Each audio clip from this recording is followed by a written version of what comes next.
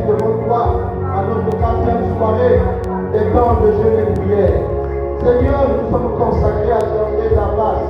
Consacrés, Seigneur, à te supplier, à vivre ta main puissante dans nos vies et dans nos familles.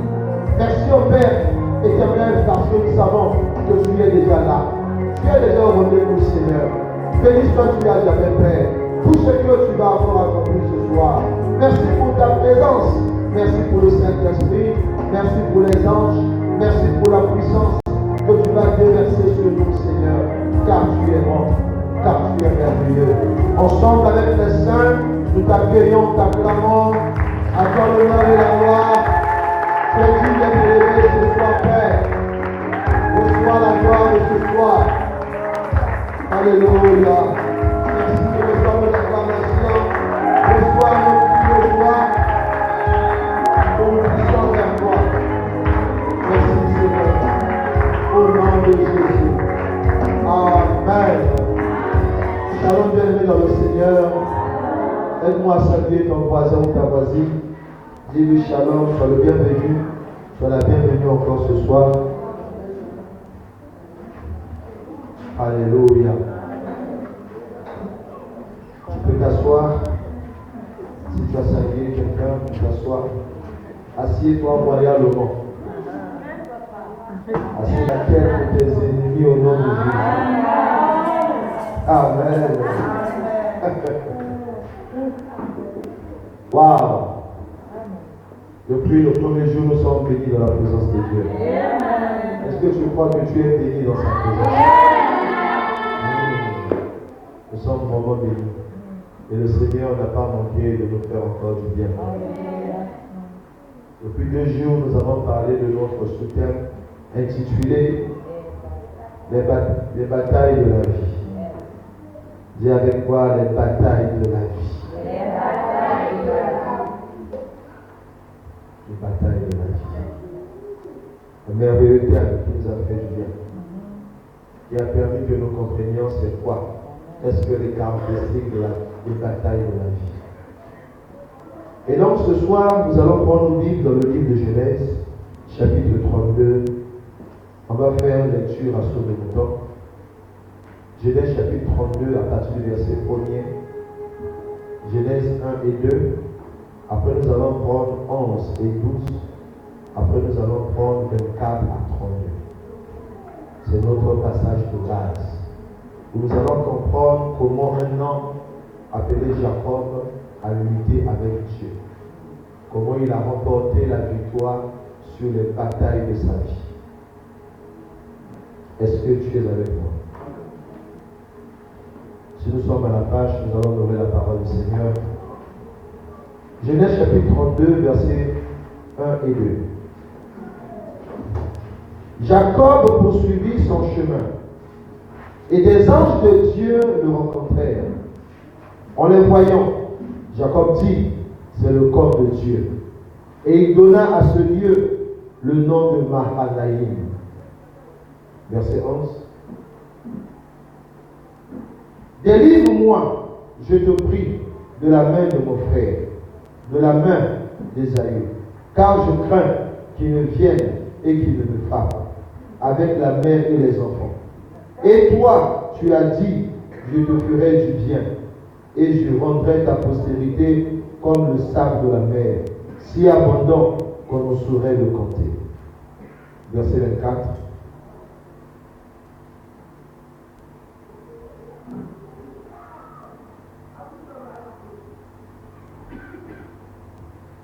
À 32. Jacob demeura seul. Alors un homme lutta avec lui jusqu'au lever de l'aurore. Voyant qu'il ne pouvait le vaincre, cet homme le frappa à l'emboîture de la hanche. Et l'emboîture de la hanche de Jacob se démit pendant qu'il luttait avec lui. Il dit, laisse-moi aller, car l'aurore se lève. Et Jacob répondit, je ne te laisserai point aller, que tu ne m'aies béni. Il lui dit, quel est ton nom? Et il répondit, Jacob. Il dit encore, ton nom ne sera plus Jacob, mais tu seras appelé Israël, car tu as lutté avec Dieu et avec les hommes, et tu as été vainqueur. Jacob l'interrogea en disant, fais-moi, je te prie, connaître ton nom. Il répondit, pourquoi demandes-tu mon nom? Et il le bénit là. Jacob appela ce lieu du nom de Péniel, car, dit-il, j'ai vu Dieu face à face, et mon âme a été sauvée. Le soleil se levait lorsqu'il passa Péniel. Jacob boitait de la hanche. C'est pourquoi jusqu'à ce jour, les enfants d'Israël ne mangent point le tendon qui est à l'emboîture de la hanche, car Dieu frappa Jacob à l'emboîture de la hanche au tendon. Parole du Seigneur. Que bon nous asseoir. Alléluia. Et donc le thème de ce soir est intitulé Comment gagner les batailles de la vie. Regarde ton frère ou ta soeur, dis-lui comment gagner les batailles de la vie. Change de voisin, dis à notre voisin ou à une voisine comment gagner les batailles de la vie. Alléluia. Ici la Bible est en train de parler d'un homme qui s'appelait Jacob. Le nom de Jacob signifie usurpateur, trompeur, menteur. Beaucoup de choses que vous connaissez. Vous savez, dès la naissance de Jacob, lorsque son frère Péniel sortit du sein de leur mère, Jacob a retenu le pied, le talon de son frère.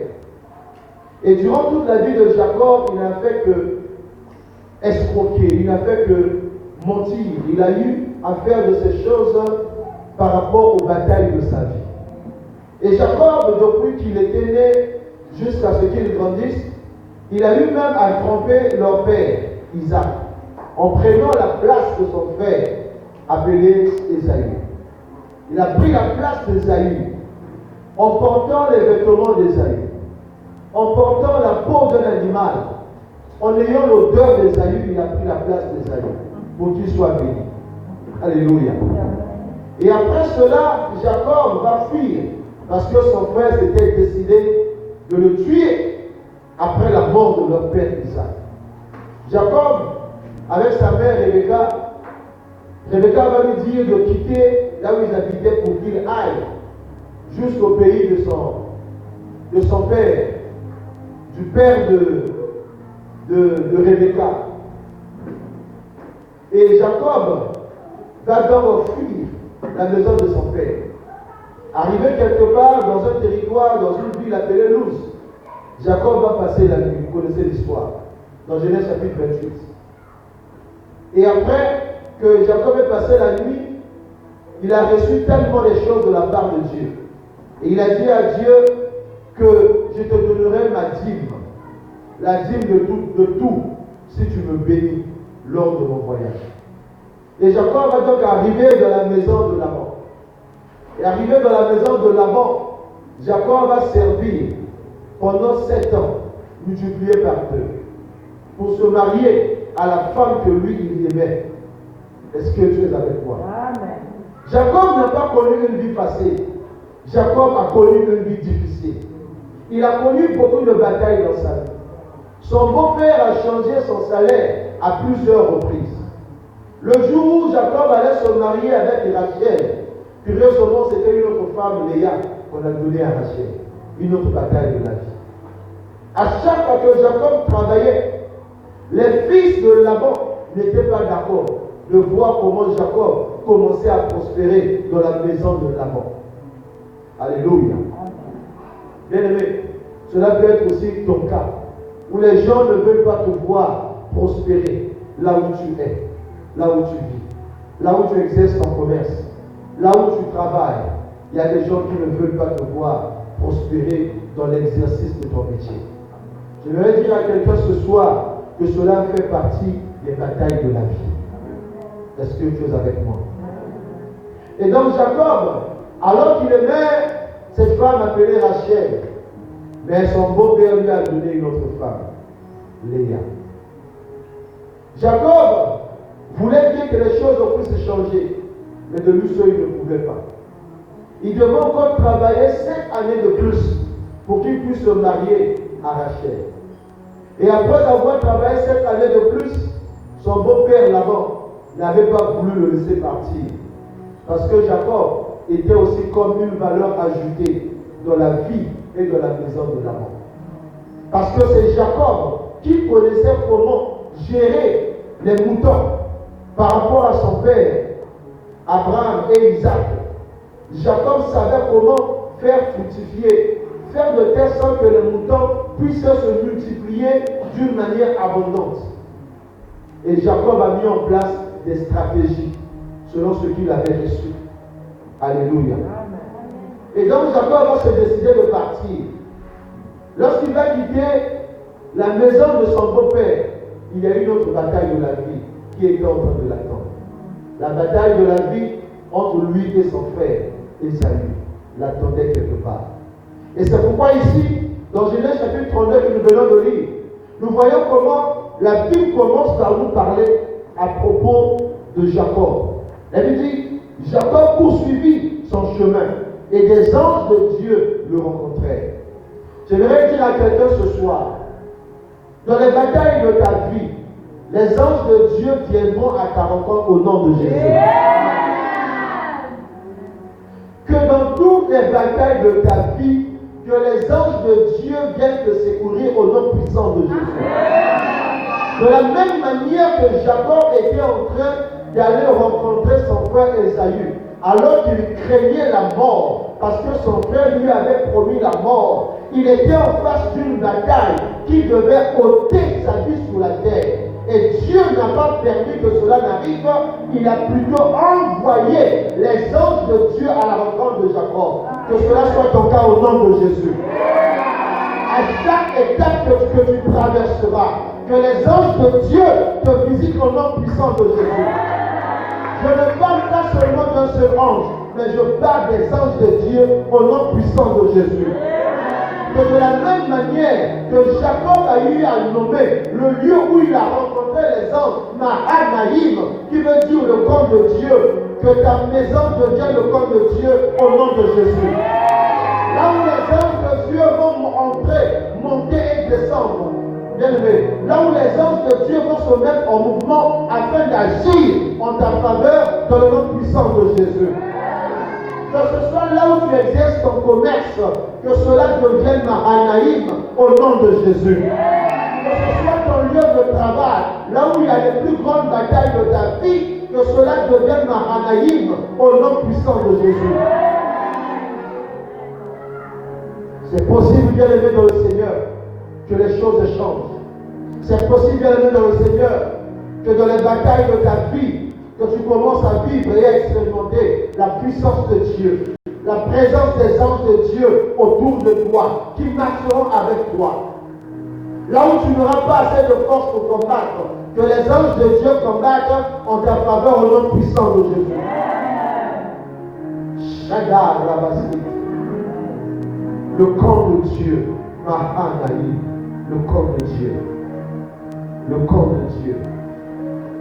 Aimé, lorsque le Seigneur Jésus était prêt à aller à la croix, il est passé par le jardin de Gethsémani. Il a vu la douleur qui devait arriver dans sa vie. Il a vu cette bataille de sa vie où il devait aller mourir. Le Seigneur va prier, il va dire à son Père que si c'était possible, que tu éloignes de moi cette coupe. Bien aimé, le Seigneur a vu la douleur, il a vu cette bataille de la vie. Et il va dire que toutefois, non pas ma volonté, mais que ta volonté se fasse. Et la Bible nous dit que un ange de Dieu est descendu dans le jardin de Gethsémani.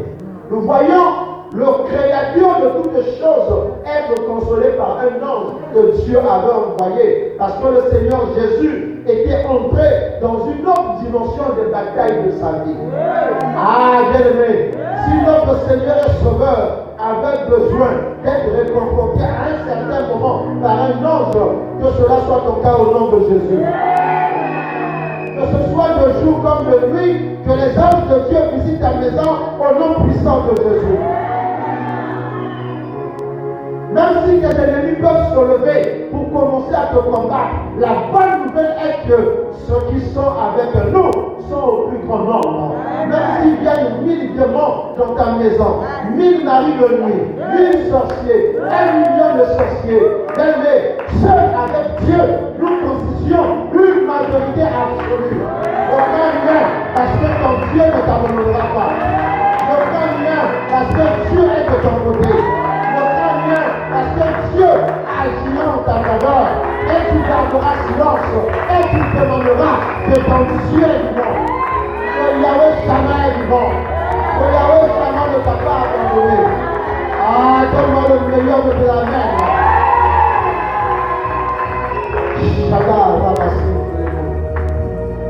Alléluia. Alors que Jacob était là, il a vu les anges de Dieu. Il a vu le corps de Dieu. Jacob a vu, a compris, a réalisé que son frère était en train d'arriver pour le combattre. Il va prier, il va dire à Dieu, délivre-moi des mains de mon frère. Je viens dire à quelqu'un ce soir, dans les batailles de ta vie, il y a un Dieu que tu veux invoquer. Nous avons le Dieu qui est pour nous, le Dieu de délivrance. Lorsque Dieu sera invoqué ce soir, je vais rassurer quelqu'un que le Seigneur ne manquera pas d'agir dans ta vie afin que tu sois libre de toute oppression, libre de toute attaque de théâtre, libre de toute chaîne que l'ennemi avait utilisée pour enchaîner ta vie. Reçois cela ce soir au nom puissant de Jésus.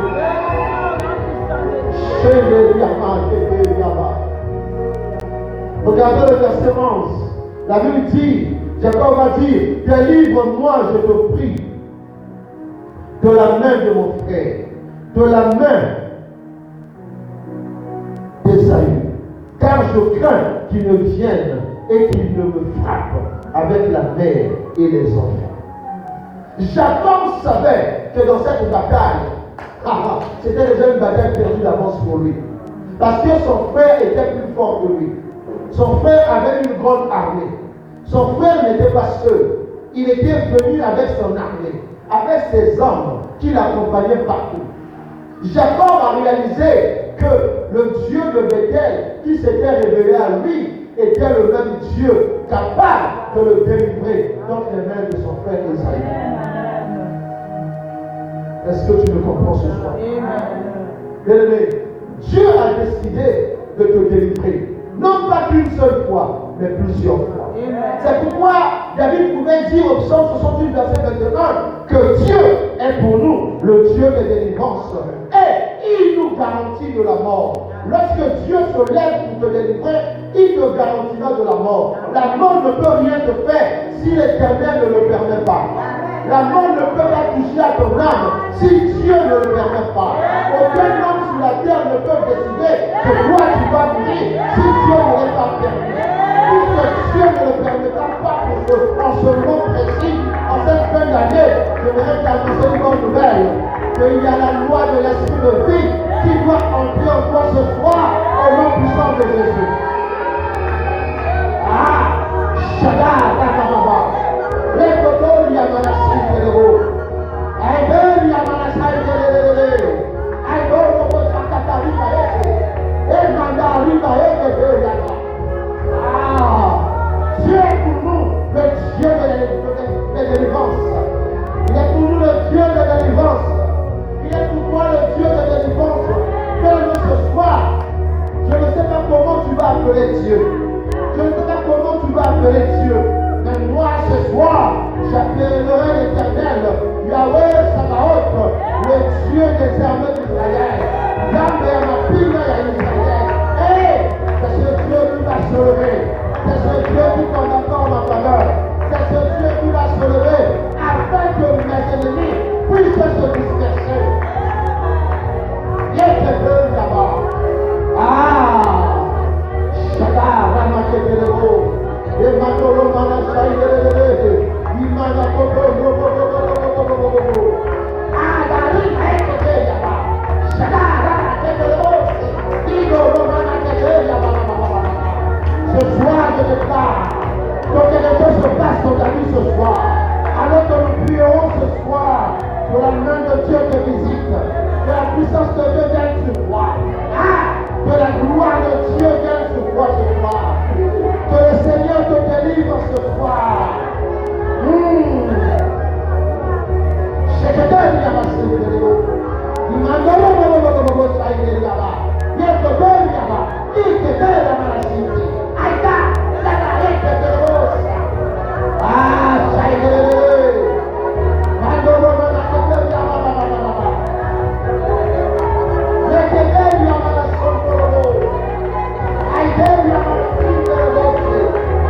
Hey,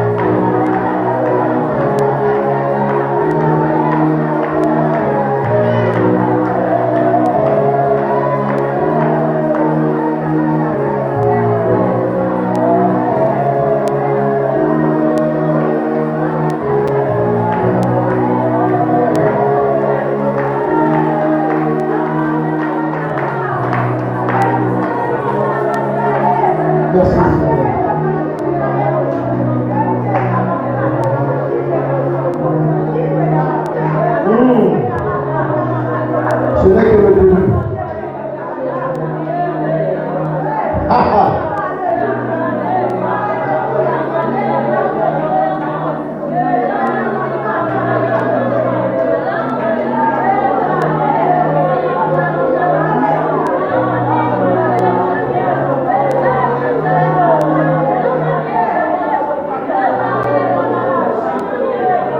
Genèse 39, verset 24. Le verset 24 nous dit ceci. Jacob demeura seul. Alors un homme lutta avec lui jusqu'au lever de l'aurore. Mais dans les batailles de ta vie, tu ne seras pas accompagné. Tu seras seul. Jacob était seul là où il était. Jacob a demeuré seul la nuit parce qu'il savait qu'il y a eu une bataille qui était en train de l'attendre. Bien aimé, lorsque les batailles de la vie arrivent, même ceux-là qui te diront, qui te disent que je t'aime, tu es mon ami, je peux tout faire pour toi. Quand les batailles de la vie arrivent, souvent, ces mêmes personnes qui disaient autrefois, je ne te laisserai pas, je serai là pour t'aider, les mêmes personnes vont t'abandonner lorsque les batailles de la vie arrivent. Bien aimé, c'est pourquoi en face d'une bataille de la vie, ne cède pas, ne fuis pas. Ne fais non plus aussi la politique de l'autruche. Lorsque l'autruche voit un danger arriver, qu'est-ce qu'il fait? Il met sa tête dans un trou, pensant que le danger va passer. Bien aimé, dans les batailles de ta vie, sois seul. Très tard dans la nuit, mets-toi à lutter, demeure seul, prie, lutte avec Dieu. Jacob avait réalisé que s'il n'avait pas pris le temps de demeurer seul à l'endroit où le Seigneur l'attendait, son frère Ésaü allait l'achever. À cause de la lutte de Jacob la nuit, Ésaü n'a pas pu le vaincre. Est-ce que tu es avec moi? Bien-aimé, dans les batailles de ta vie, commence à lutter. C'est la première des choses que tu vas faire. 1, il faut demeurer seul. 2, et il faut lutter. Si tu ne demeures pas seul de la présence de Dieu, il te sera difficile de remporter les victoires par rapport à tes batailles. Tu dois demeurer seul. Tu dois lutter. Jacob a lutté toute la nuit avec cet homme. Il a lutté avec Dieu. L'homme qui était là était en train de lutter avec Jacob. Jacob l'avait tellement saisi. Jacob ne voulait pas le laisser partir. Jacob ne voulait pas le laisser partir. Il a lutté jusqu'à ce que la bataille de sa vie, qui était en face, puisse prendre fin. Est-ce que tu es avec moi? Quand Jacob a regardé à sa vie, il s'appelait Jacob, qui signifie trompeur, usurpateur, menteur. Il a regardé à toutes les batailles qu'il a eu à mener. Depuis la maison de son père, avec Ésaü, son frère, jusqu'à la maison de Laban. Les batailles qu'il a connues vis-à-vis des fils de Laban qui commençaient à le détester. Comment Laban a échangé son salaire plusieurs fois. Comment Laban l'a trompé, il lui a donné une autre femme, Léa, à la place. Il lui a donné Léa à la place de Rachel. Bien-aimé, Jacob, il fallait que Jacob puisse lutter. Afin que toutes les batailles qu'il a eu à endurer autrefois puissent s'arrêter et qu'il commence une nouvelle vie. Est-ce que tu es avec moi ce soir? Amen. Jacob a lutté. Je ne connais pas les luttes ou les batailles qu'il y a dans ta vie. Mais tout ce que je peux te dire, bien aimé, ne lâche pas prise. N'abandonne pas facilement. Lutte encore, prie, lutte encore, parce que Dieu ne te laissera pas. Est-ce que tu es avec moi? Amen. La Bible dit que Jacob demeura seul. Alors un homme lutta avec lui jusqu'au lever de l'aurore. 25. Voyant qu'il ne pouvait le vaincre, cet homme le frappa à l'embouchure de la roche. Et l'embouchure de la roche de Jacob se démit pendant qu'il luttait avec lui. Il y a certaines batailles qui arrivent dans la vie de quelqu'un. Ces batailles peuvent te laisser des marques, des cicatrices. des signes sur ton corps. Cela sera comme un signe que tu as lutté et que tu es sorti de peur par rapport à cette situation. Aucune bataille de ta vie, bien-aimé, ne pourra te vaincre si et seulement si tu peux te lever et commencer à lutter par rapport à cette bataille de la vie. Les batailles ne manqueront pas d'arriver, mais c'est à toi de lutter. C'est à toi de demeurer dans la présence de Dieu et de commencer à lutter. Jacob a lutté avec Dieu. Il a lutté toute la nuit. Je ne sais pas pendant combien d'heures que Jacob a lutté. Mais la Bible dit que Jacob lutta. Il a lutté avec Dieu toute la nuit. Quand on parle de lutte, c'est comme s'ils étaient en train de se bagarrer. Non, je ne te laisse pas. Laisse-moi partir. Je ne te laisse pas. Assieds-lui. Il était là en train de lutter. Bien-aimé, il faut lutter. Ne lâche pas. Il y a certaines personnes, lorsque les batailles dans la vie se lèvent, elles abandonnent la foi. Elles fuient l'église. Je souffre trop. Je souffre trop. Depuis que j'ai donné ma vie à Jésus, rien ne marche. Bien-aimé, ce sont les batailles de la vie. C'est à toi de te lever et de commencer à lutter. C'est à toi de demeurer dans la présence de Dieu et de crier à l'Éternel. La Bible déclare que lorsque le juste crie à l'Éternel, l'Éternel l'entend. Est-ce que tu es avec moi ce soir? Le verset lui dit, il dit, laisse-moi aller, car l'aurore se lève. C'est ce temps, c'est Dieu qui va dire à Jacob, laisse-moi aller. Bien-aimé, si tu ne luttes pas, moi, il est à la pété. Tu dois lutter.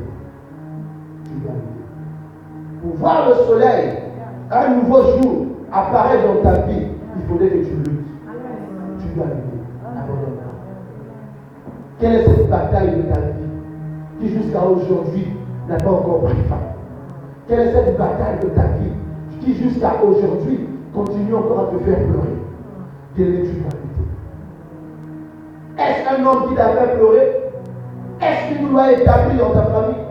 Est-ce quelque chose qui a été dit sur toi, qui est devenu pour toi comme une bataille de la vie? Bien-aimé, tu dois te lever et de commencer à lutter par rapport à cette bataille.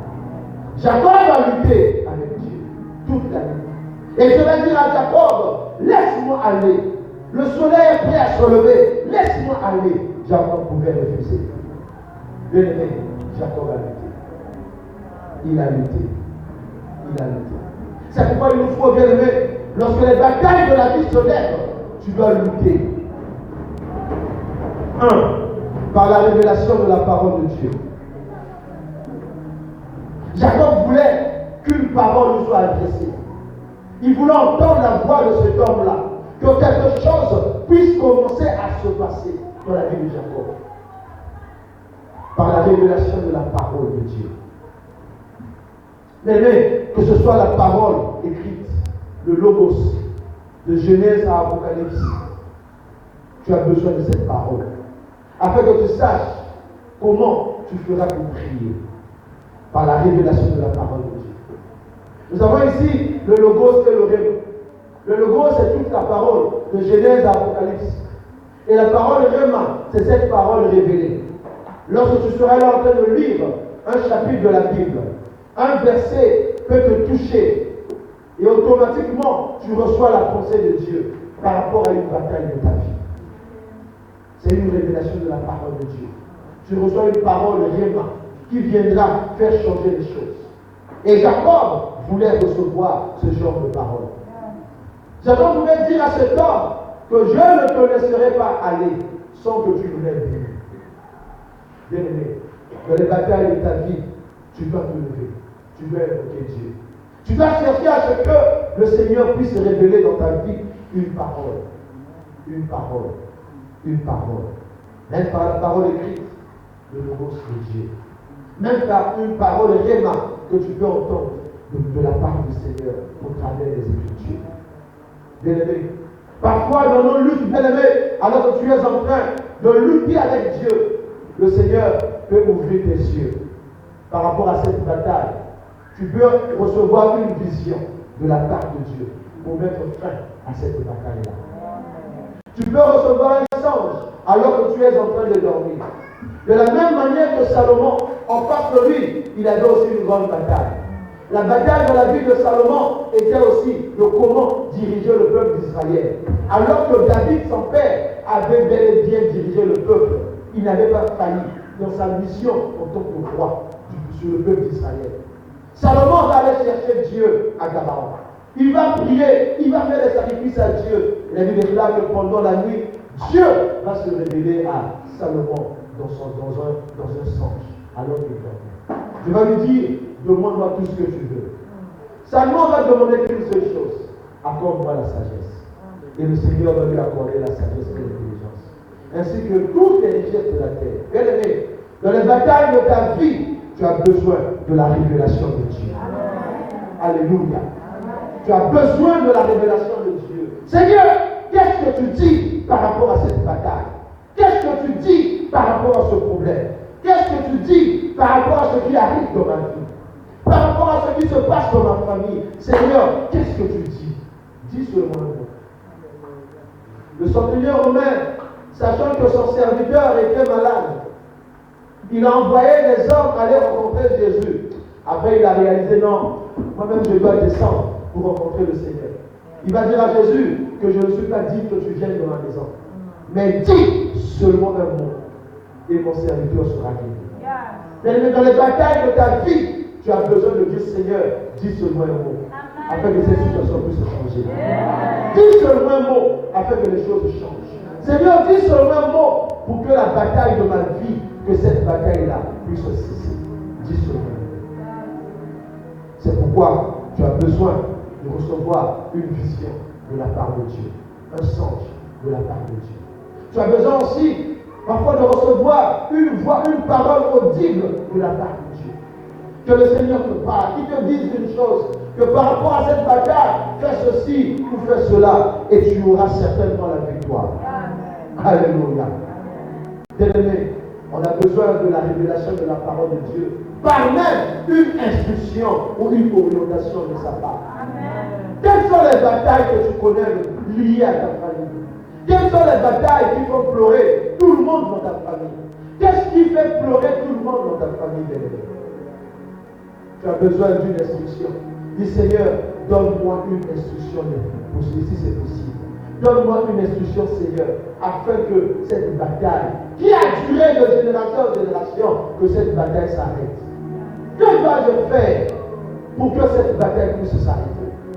Bien-aimé, tu as besoin de la révélation de la parole de Dieu. Deuxième chose dont tu as besoin pour gagner les batailles de la vie, par la prière. Par la prière. Par la prière. Dis avec moi, par la prière. Il faut que tu pries. Ici, ce n'est pas prier n'importe comment. Il y a ce qu'on appelle par les prières stratégiques révélées. Dieu peut te révéler des prières stratégiques. Ce que tu dois faire comme étant prière. Regardez le jour de la bataille de Jéricho. Nous sommes dans Josué, chapitre 6, verset 1 à 3. Verset 14 à 16 et le verset 20. La bataille de Jéricho. Josué chapitre 6. Dans Josué chapitre 6, Dieu va se révéler à Josué. Et il va donner à Josué des stratégies à faire. Ce que Josué devait faire pour remporter la victoire sur Jéricho. Parce que n'oubliez pas, au verset 1er, la Bible déclare que Jéricho était une ville barricadée, fermée. Personne ne pouvait entrer ni sortir. Voilà la caractéristique de la ville de Jéricho. C'était une ville difficile à prendre. Mais il a fallu à Josué de recevoir des instructions, des orientations, des stratégies à mettre en place pour remporter la bataille sur Jéricho. Est-ce que tu le comprends ce soir? C'est pourquoi, bien aimé, tu as besoin de faire des prières stratégiques révélées de la part de Dieu. Je peux te dire, par rapport à cette situation, fais ce genre de prière. Toutes les prières ne pourront pas marcher lorsque tu es en train de mener une bataille de la vie. Ce n'est pas tout ça de prières qu'on fait. Il y a des prières spécifiques que tu dois cibler, que tu dois faire pour cibler cette bataille de la vie. Il y a des prières stratégiques à mettre en place afin qu'une bataille de la vie puisse cesser au nom de Jésus. Est-ce que tu es avec moi ce soir? Tu peux pas prier, mais si tu n'as pas bien ciblé le problème, cette bataille, et si tu n'as pas envoyé les missiles, les bombes de la prière comme il le faut, cette bataille ne tombera pas. Il a fallu à Josué de recevoir des stratégies de la part de Dieu. Je vais dire à Josué que pendant 6 jours, qu'il puisse sortir une fois la journée et faire le tour de la ville de Jéricho.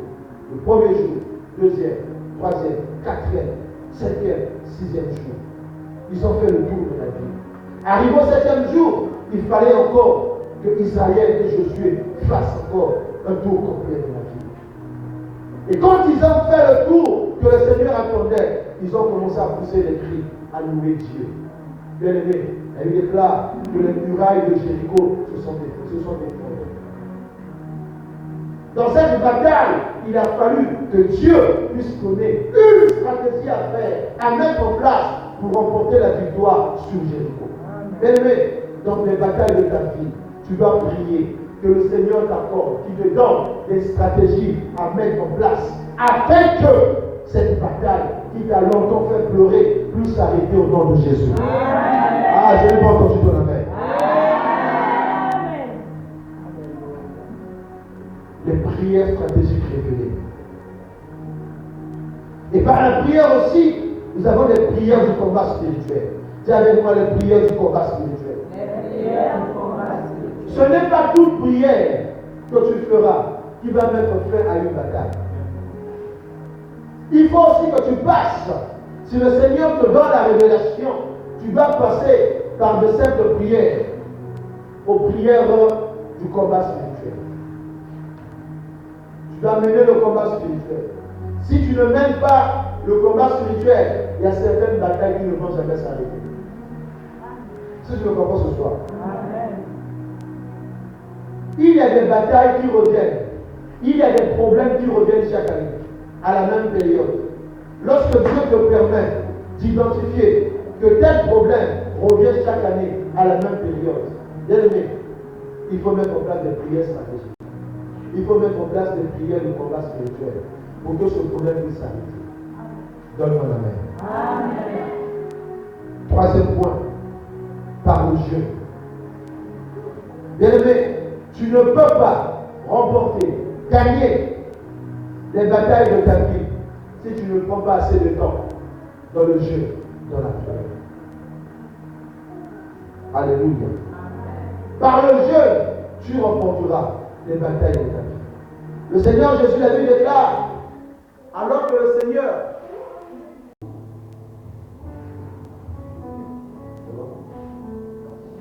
voilà, je disais, troisième point, par le jeûne.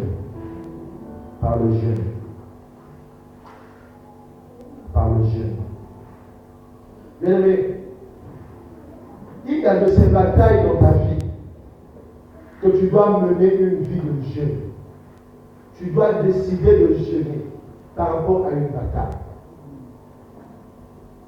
À Suse, la capitale, lorsque Aman avait décidé de détruire les Juifs, bien aimé dans le Seigneur, c'était une bataille de la vie qui s'était levée ce jour-là. Lorsque Aman avait décidé que tous les Juifs qui habitaient à Suse, la capitale, puissent mourir,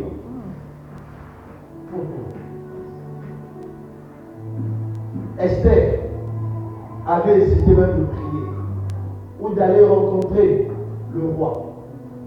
Et c'est Mardochée qui va lui dire, tu penses que c'est pour rien qu'on t'a placé là-bas. Si tu ne fais rien, sache le temps si tu vas mourir. Parce que cette bataille-là concernait tous les Juifs qui étaient assis de la capitale. Et il a fallu à Esther de prendre conscience que c'était une bataille de la vie qui devait les amener à mourir. Esther va se réveiller. Sa conscience va se réveiller. Et elle va ordonner qu'on puisse faire 3 jours de jeûne et de prière, sans manger ni boire. Et c'est ce qu'on appelle aujourd'hui par le jeûne d'Esther. 3 jours à 7. Et comme tout Israël à Suse, la capitale, a prié, a jeûné pendant 3 jours, le 3e jour, Esther est allée rencontrer son époux. Alors qu'il y avait une loi, la loi des Mèdes et des Perses. Aucune femme du roi, aucune épouse du roi ne peut aller rencontrer le roi si le roi ne l'est pas invité. Est-ce que je le comprends? Mais le jeûne et la prière peuvent mettre fin à une loi établie au nom de Jésus. Le jeûne peut briser une loi qui a duré pendant longtemps dans ta famille. Le jeûne peut mettre fin à une bataille pour la vie. C'est une bataille qui revient à tout moment. Tu peux te lever par le jeûne et prier afin que cette bataille puisse s'arrêter au nom de Jésus. Est-ce que tu es avec moi? Esther a prié, Esther a jeûné. Et la mort que Haman avait réservée pour les Juifs, le poteau qu'il avait préparé pour Mardochée, c'est lui-même qui a été pendu ce jour-là. C'est ce que je me comprends ce soir. C'est même le dire de ne pas jouer avec le jeûne. Alors que nous avons 21 jours de jeûne et prière, bien dans le Seigneur, prends le temps de jeûner sérieusement. N'oublie pas notre thème. Dieu est pour nous le Dieu des délivrances. Dieu ne veut pas te faire une seule délivrance dans ta vie, mais il veut faire plusieurs délivrances. Les choses qui ont du mal à te lâcher, des choses qui ne veulent pas s'arrêter dans ta vie, les mêmes problèmes, les mêmes situations, les choses qui t'ont fait pleurer des années et des années. Bien aimé, c'est par le jeu que certaines choses de ta vie peuvent commencer à t'abandonner. À dire que non, cette fille, cet homme-là, cette femme-là a réalisé qu'il fallait jeûner. Moi, problème, moi, bataille de la vie. Qu'est-ce que je peux encore faire? Je dois partir. Alléluia. Alors, le Seigneur Jésus devait entrer dans son ministère. Il a connu une autre bataille de sa vie. Il est allé jeûner et prier pendant 40 jours. La Bible déclare que pendant les 40 jours, que le diable Satan venait pour le tenter. Si le Seigneur n'avait pas pris le temps de jeûner, de prier, à coup sûr, le diable allait le vaincre. Lorsque tu jeûnes, quand viendra la tentation, tu sortiras plus que vainqueur sur cette tentation au nom de Jésus. Est-ce que je peux avancer? Quatrième point. Par les offrandes et les sacrifices. Vous allez prendre un Chronique 21, 26 et 27. Par les offrandes et les sacrifices. Bien aimé. Il y a certaines batailles de ta vie où le Seigneur aimerait que tu pries. Oui, tu as prié. Oui, tu as jeûné. Au-delà de la prière, au-delà du jeûne, fais les offrandes à Dieu. Fais les sacrifices à Dieu. Alléluia. Il y a certaines batailles qui vont s'arrêter de la même manière. Si vous regardez dans les Écritures, dans 1 Chronique 21, 26 que je vais lire, la Bible déclare ceci. 26 et 27. C'est le roi David. Alors que David avait compté le nombre de la population d'Israël, et Dieu n'était pas content. Et Dieu a permis à un ange de pouvoir frapper tout Israël. Et l'ange avait son épée à la main. Il frappait, la mort était là. Les gens étaient en train de mourir. Et Dieu va dire au prophète Nathan, va dire à David de me bâtir un autel. Ça c'est Dieu lui-même. Parce que dans cette bataille-là, aucune prière de David n'allait lui accorder la solution. Aucune chose que David n'allait faire ne pouvait marcher. Rien ne pouvait arrêter cette bataille qui s'était levée sur David et sur Israël. Est-ce que tu es avec moi? Regardez le verset 16. Le verset 16 d'abord. David dit quoi? David leva les yeux et vit l'ange de l'Éternel se tenant entre la terre et le ciel, et ayant à la main son épée nue tournée contre Jérusalem. Alors David et les anciens ouverts le sac tombèrent sur leur visage. Vous connaissez la suite. Allons au verset 26.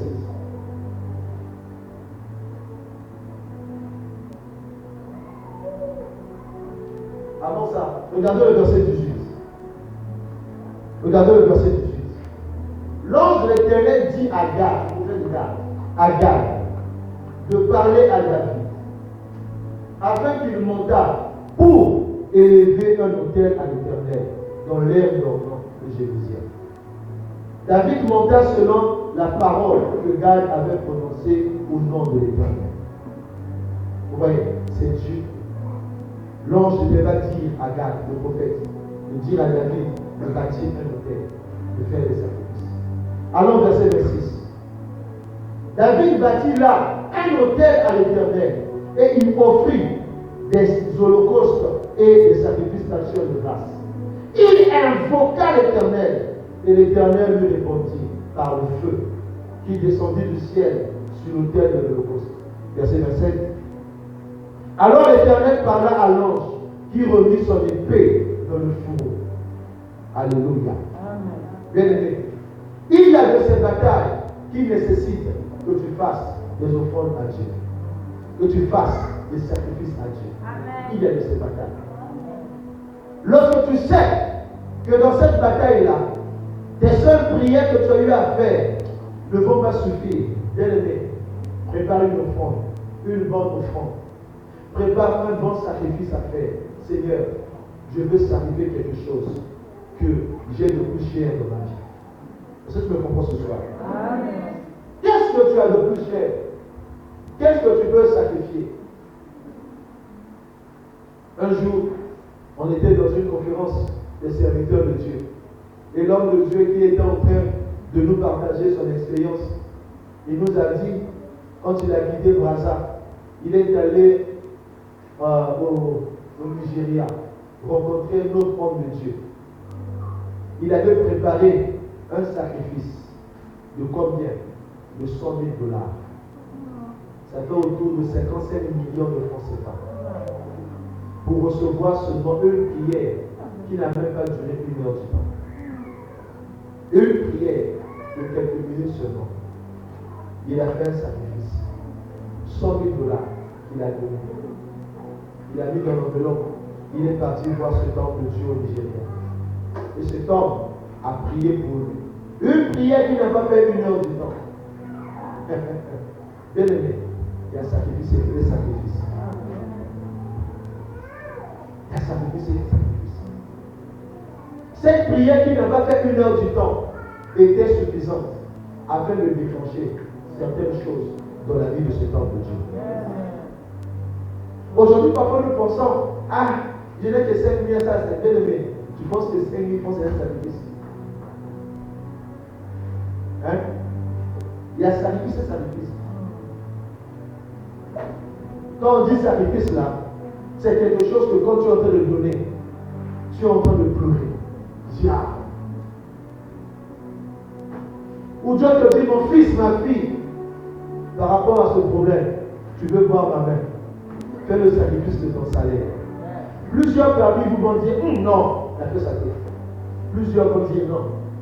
Moi, donner mon salaire. Bien aimé, si tu n'es pas encore arrivé à ce niveau-là, ça veut dire que tu es encore un bébé. Tu n'as encore rien fait. C'est le moment ce soir.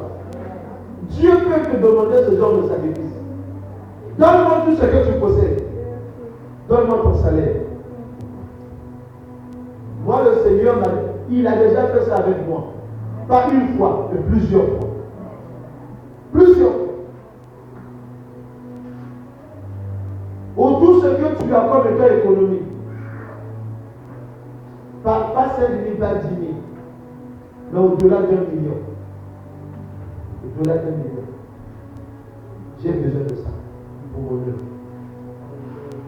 J'ai besoin de ton salaire pour mon œuvre. Bien aimé, tu vas dire oui ou non à Dieu. C'est pourquoi beaucoup de chrétiens n'arrivent pas à gagner, à remporter les batailles invisibles. Parce qu'ils ont du mal à sacrifier ce qu'ils ont de plus cher. Est-ce que que tu me comprends ce soir? Dans ces batailles de la vie bien-aimée, apprends aussi à faire des offrandes et des sacrifices à Dieu. Amen. Ce n'est pas des offrandes de 500 que de 1000 francs. Ça, c'est rien du tout. Ça, c'est rien. Des offrandes que quand tu donnes, tu sens que oui, j'ai donné. Des sacrifices, quand tu donnes, tu sens qu'il y a quelque chose qui se passe dans ton cœur. Souvent, nous avons prié, Nzambe, Kota Makamonangai. Oui, à Okota. Mais qu'est-ce que tu as eu à faire pour que Dieu puisse avoir ses yeux sur toi par rapport à son combat? Mais le change de dimension. Dis à ton frère, change de dimension. Change de dimension. Dis-lui bien, change de dimension. Change de dimension. Frère, sœur, vous avez ma bonne macabouté. Que ta main ne soit pas comme la main d'un singe. La main d'un singe est toujours comme ça. Apprends à faire des sacrifices à Dieu. Si David n'avait pas bâti un hôtel de sacrifice à Dieu, à l'Éternel, le même problème allait continuer. Les gens allaient continuer encore à mourir. Mais c'est Dieu lui-même. L'ange de l'Éternel va dire à Gad, va et dis à David de me bâtir un hôtel. Qu'il fasse des sacrifices. Ce qui est bien, c'est que Dieu a ouvert les yeux de David. Et David a vu que l'ange de l'Éternel était debout à Jérusalem, avec son épée à la main, en train de frapper la population. Les gens étaient en train de mourir. Bien-aimé, il se peut que dans ta vie, que la bataille que tu as, c'est ta santé qui est menacée. Parfois, c'est le célibat. Parfois, tu es dans le foyer et rien ne marche. Parfois, il y a ces choses qui ne marchent pas dans ta vie. Le Seigneur peut te demander, fais un sacrifice et tu me feras agir dans ta vie. Frères et sœurs, le Dieu que nous prions, c'est un Dieu qui aime les offrandes et les sacrifices. Il dit dans Deutéronome, chapitre 7, verset 16, que tu ne te présenteras pas les mains vides devant l'Éternel ton Dieu. Est-ce que je peux avancer? Cinquième point, pour vite terminer. On finit à 19h30. Cinquième point. Par une vie de sanctification et de consécration. Tu veux remporter les batailles de la vie. C'est par une vie de sanctification et de consécration. Comment mènes-tu ta vie? Aujourd'hui, beaucoup de gens qui ont des problèmes. Au lieu de mettre de l'ordre dans leur vie, qu'est-ce qu'ils font? Ils mènent une vie de désordre. Vie à Kinumba, vie à Mogoulou. Mais ces choses que tu fais ne pourront jamais t'accorder la victoire dans les batailles de ta vie. Tu dois ramener ta vie à l'ordre. Tu dois ramener de l'ordre dans ta vie afin que tu voies Dieu agir au-dedans de toi. Et que par toi, que les batailles de ta famille aussi cessent au nom de Jésus. Amen. Par une vie de sanctification et de consécration. Le dernier point, qui est le sixième, par le service divin. Nous sommes dans Exode 23, verset 25. Par le service divin.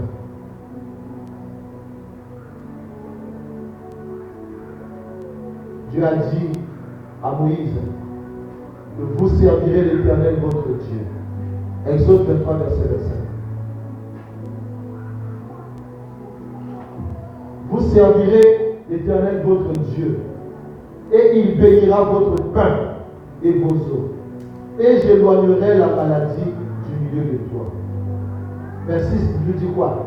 Il n'y aura dans ton pays ni femme qui avorte, ni femme stérile. Je remplirai le nombre de tes jours. Quand tu sers le Seigneur bien-aimé, dans les batailles de ta vie, lorsque tu es en train de servir Dieu, c'est lui-même qui va prendre soin de toi. C'est lui-même qui va se lever pour agir. C'est lui-même qui mettra fin au combat qui se passe dans ta vie. Mais de ce soir, je t'ai déjà enseigné comment gagner les batailles de la vie. Le reste, c'est à toi d'appliquer si tu veux gagner les batailles de ta vie. Le reste, c'est à toi de faire. Le reste, c'est à toi de marcher avec Dieu. Moi, j'ai fait ma part comme le Seigneur l'a déposé dans mon cœur. Tel que je l'ai écrit, quand je préparais ce message. Le reste, c'est à toi de le faire.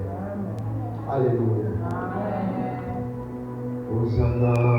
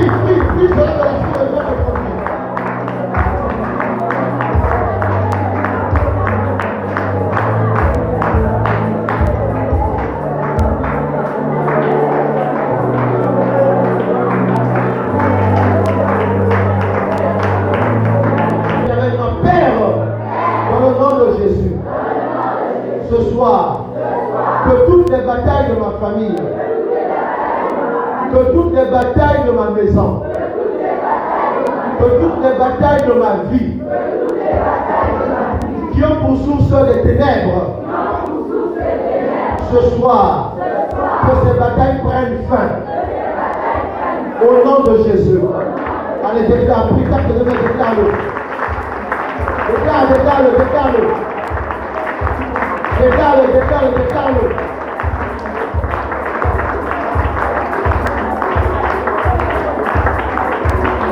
Que ces batailles prennent fin au nom de Jésus. Que les batailles qui ont fait pleurer depuis des années, ce soir, déclare, prie. Que cela prenne fin au nom de Jésus. Que les batailles qui te font pleurer dans le secret, que cela prenne fin ce soir au nom de Jésus. Tu connais ces batailles-là. Lève-toi et prie.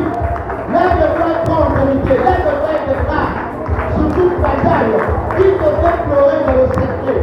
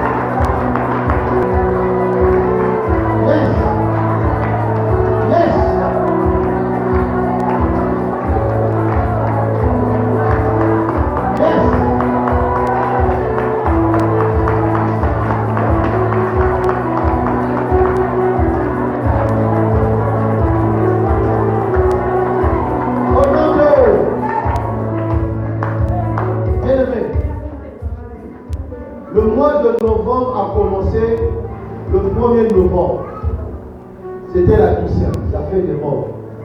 Il y a eu des hommes et des femmes de nos familles qui sont allés dans les cimetières. Certaines personnes sont allées pleurer dans les cimetières. Papa, maman, Yaya, depuis que tu es parti, voilà ce que nous sommes devenus. Ils ont ramené dans les familles des esprits des cimetières, l'esprit de mort et la mort elle-même. Ce soir, tu vas prier. Tu vas déclarer que toute bataille de ta vie qui provient des esprits de mort, qui provient des cimetières, en ce mois de novembre et de décembre, je déclare que cette bataille cesse au nom de Jésus. Est-ce que tu me comprends ce soir? Tu vas prier dans ce sens pour chasser tout esprit de mort qui a été invoqué dans les cimetières pour t'attaquer toi, ta famille, tes enfants, ton travail, ton commerce, tes projets en cette fin d'année. Élève ta voix et commence à déclarer le nom de Jésus. Alléluia. Quand tu le mets, prie maintenant. Le roi s'appelle, prie, déclare-le. Sois pour le nom. Marche, déclare.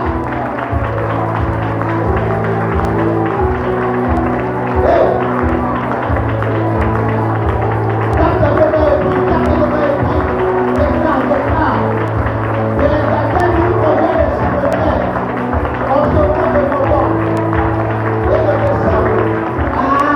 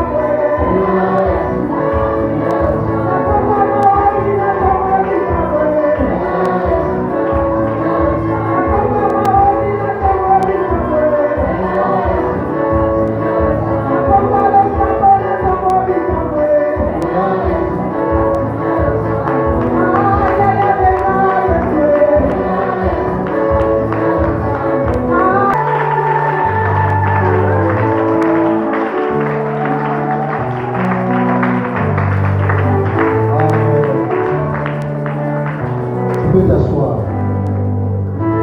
Waouh. Dis avec moi le 121.